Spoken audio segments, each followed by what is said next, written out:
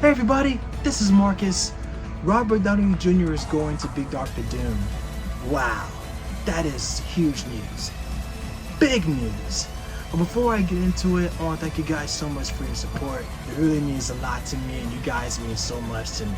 And for those who are new to my channel, make sure you like this video, share this video, subscribe to my channel, and make sure you hit that bell to enable notifications whenever I drop a video.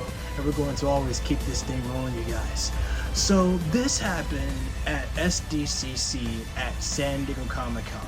And we also have some other awesome news as well, because we saw a screenshot of Galactus in Fantastic Four First Steps. And I cannot wait to see a comic book accurate depiction of Galactus and the Silver Surfer. And we also have some other news regarding updates of Captain America Brave New World and Thunderbolts as well.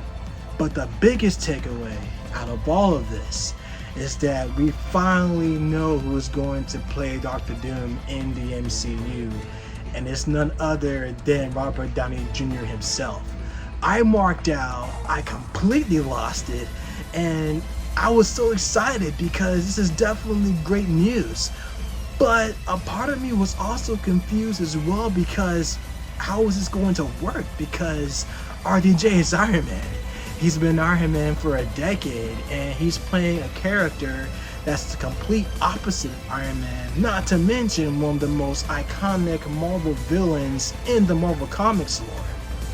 But then I got to thinking, this could actually work if executed properly, because it can take so many story elements from the original comic book lore as well.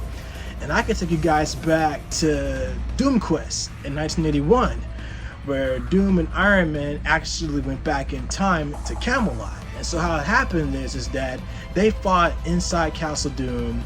Doom's assistant Hoffman wrecked the time machine, and it hurled them back to Camelot, which is of course the home city of King Arthur and the Round Table.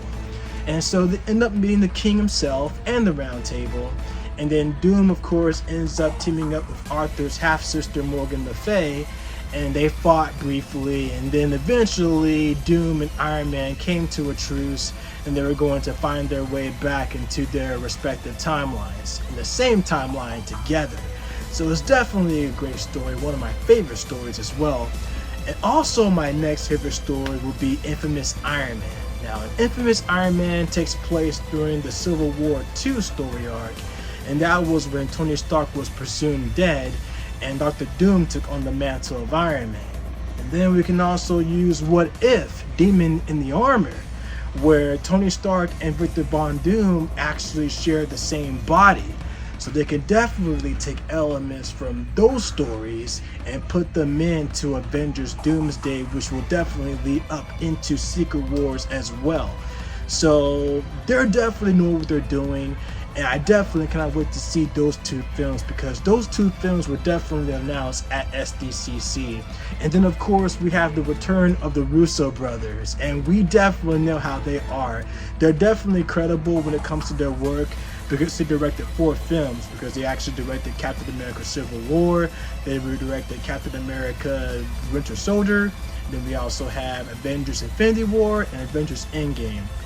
So they directed 4 of those films, and they've all been phenomenal. So I have no doubt that Avengers Doomsday and Avengers Secret Wars will definitely make box office money. Not to mention that it's definitely going to be one of the most expensive films as well, though, because think about the casting.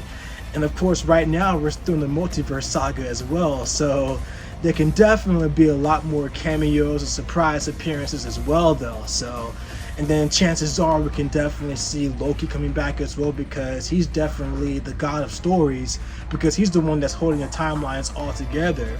And there's also pretty much like a theory that somehow Doom is going to meet with Loki and steal Loki's powers and becomes God Emperor Doom. That could definitely happen. Or we could see the Beyonder, and the Beyonder can make an appearance, and we'll more than likely will have Doom steal the Beyonder's power like in the original lore itself. So they can pretty much go both of those routes. Now, however, we don't know who's going to play the Beyonder just yet. There's been fan casting, like for example, Keanu Reeves was in talks of playing the Beyonder. That's practically the only actor I know so far who can pretty much pull the Beyonder character, because if you look at the character itself, like, Keanu has played multiple characters besides John Wick, but him playing the Beyonder would be pretty cool because of his ties with the Matrix. And Keanu did a really great job of playing Neo as well. So him playing the Beyonder, I've been calling this for a long time, but him playing the Beyonder will definitely be pretty cool.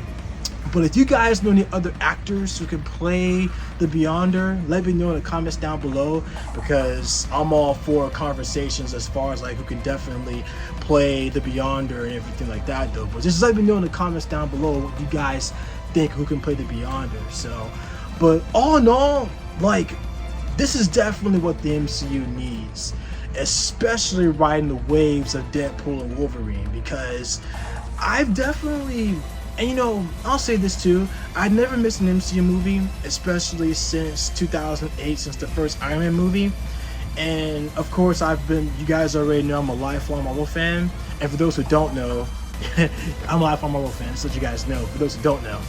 But I love Marvel Comics, and I've never missed a superhero movie in a day of my life. And these movies are so incredible, and the storytelling is so phenomenal too. But I know there's been some hit and miss, and I can pretty much say this as a fan myself.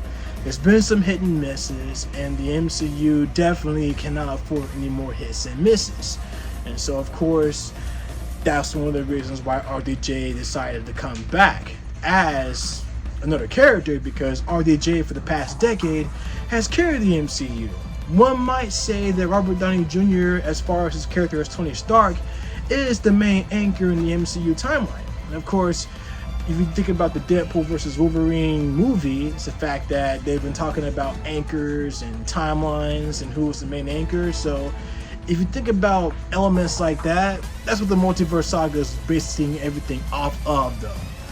So this is definitely a smart move on their part, and it's either going to backfire or fail.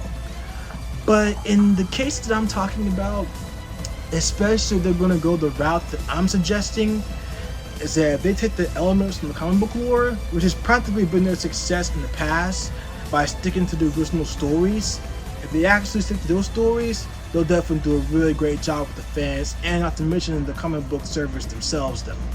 So, like I said, this is definitely a great move, and I'm shocked to even hear about it. Not to mention that as a lifelong fan, and I like RDJ's too, he's definitely one of my favorite actors, and this is definitely a point on as well though. And he even mentioned that he loves playing complicated characters.